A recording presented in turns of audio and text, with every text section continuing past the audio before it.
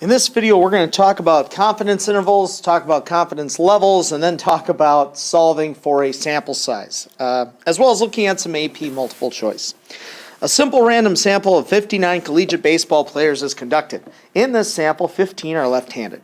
Create a 98% confidence interval for the proportion of collegiate baseball players who are left-handed. So, remember our four-step process: state, plan, do, and conclude. I'm going to put in two of these with some fill in the blanks. Okay, so here you see our state. What are we going to do? We're going to build a 98% confidence interval for the proportion of all collegiate baseball players who are left-handed. All right, so the plan. Well, we did have a simple random sample, so that's good. Check. 59 is less than or equal to 1/10 the population of all collegiate baseball players.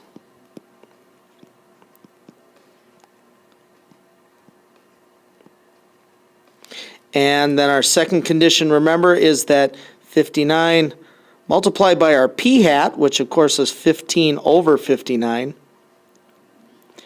which of course is 15, and that the complement, we're multiplying by the complement, of course will be 41, that both of those are bigger than 10, and they are. So we are good to conduct this test. So let me just remind you, you go to the stat menu, and you'll tab over to tests, and letter A is one proportion interval. So 15 out of 59 at the 98% level, and then hit calculate. So there is my interval from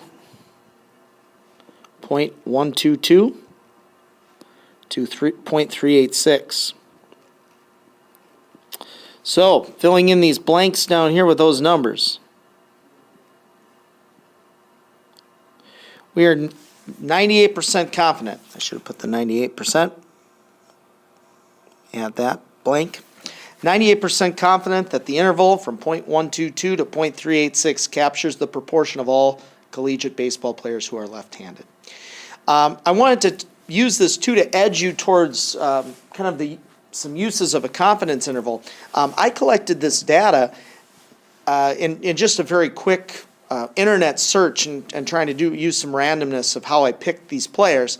10% of the population is thought to be left-handed, but I was curious because I thought that being left-handed, especially like a pitcher, that is a sought-after thing in baseball.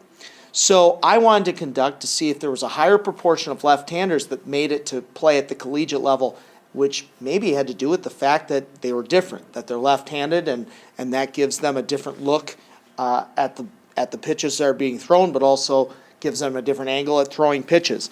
That 10% population, you'll notice, is not included in my interval. So that makes me suspicious that maybe I was right. Maybe being left-handed does cause you, or there's a higher proportion of left-handers in baseball, collegiate baseball, so maybe being left-handed, it does give you a leg up. So something to be thinking about as we move on.